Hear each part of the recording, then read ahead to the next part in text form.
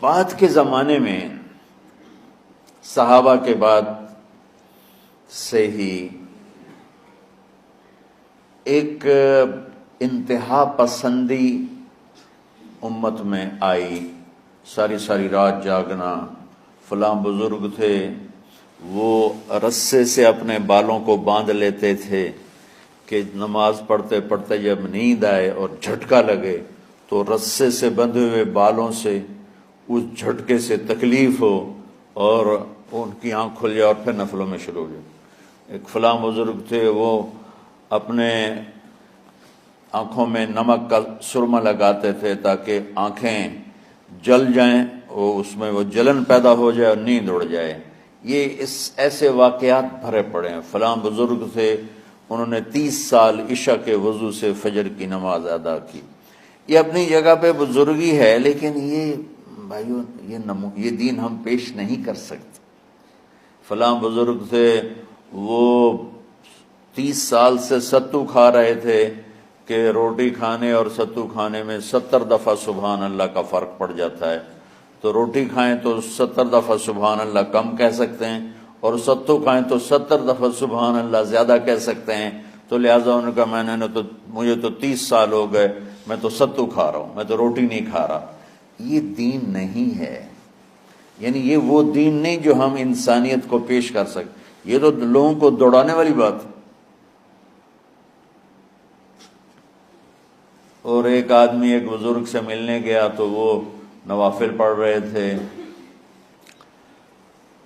وہ ظہر سے عصر تک نفل پڑھتے رہے، وہ ان کے انتظار میں بیٹھا رہا۔ پھر عصر سے مغرب تک وہ مراقبہ کرتے رہے، وہ انتظار میں بیٹھا رہا۔ پھر مغرب سے عشاء تک وہ نفل پڑھتے رہے، وہ بیچارہ انتظار کرتا رہا۔ پھر عشاء کے بعد پھر نفل شروع کیے تو تہجد تک نفل پڑھتے گئے اور وہ بیچارہ پیچھے بیٹھا ہوا۔ تو تہجد کے آخر میں ان کی مصلی پہ بیٹھے بیٹھے ایسے اونگ آ گئی، تو یوں جھٹکا لگا تو کہا یا اللہ میں اس آنکھ سے پناہ مانگتا ہوں جو سونے سے اس کا دل ہی نہیں بھرتا۔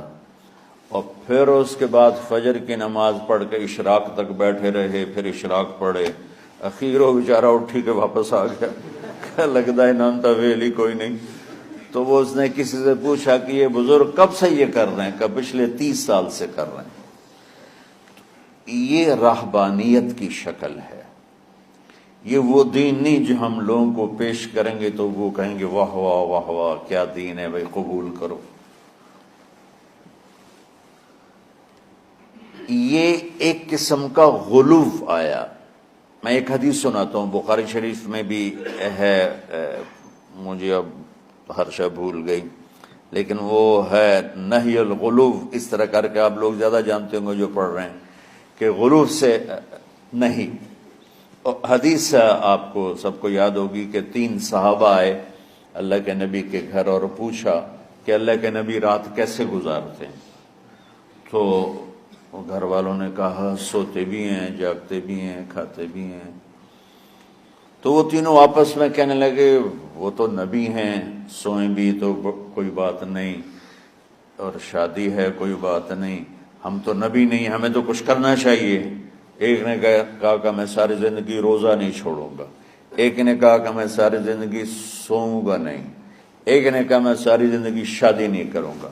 تو دیکھنے میں تو واہ واہ کیا بڑی بزرگی ہے بھائی، بڑے بزرگ ہیں۔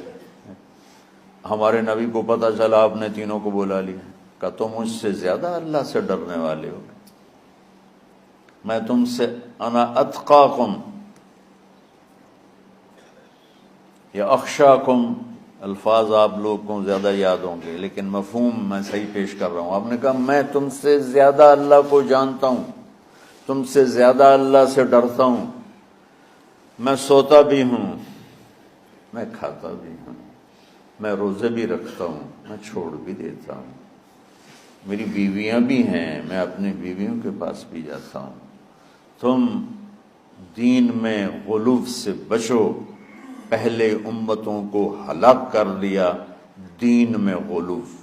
دنیا میں غلو یعنی انتہا پسندی، ایکسٹریمسٹ ہونا، دنیا ہو یا دین ہو، دونوں میں اعتدال بچو، اللہ تعالیٰ کو پسند ہے۔ تو ایک دنیا کی ہوس میں بہت آگے چلے گئے، ایک دنیا بیزاری میں بہت آگے چلے گئے، تو اللہ نے دونوں کو ایسے رد کر کے فرمایا وَكَذَلِكَ جَعَلْنَاكُمْ أُمَّةً وَسَطًا، ہم نے تمہیں معتدل امت بنایا ہے، نہ تو دنیا میں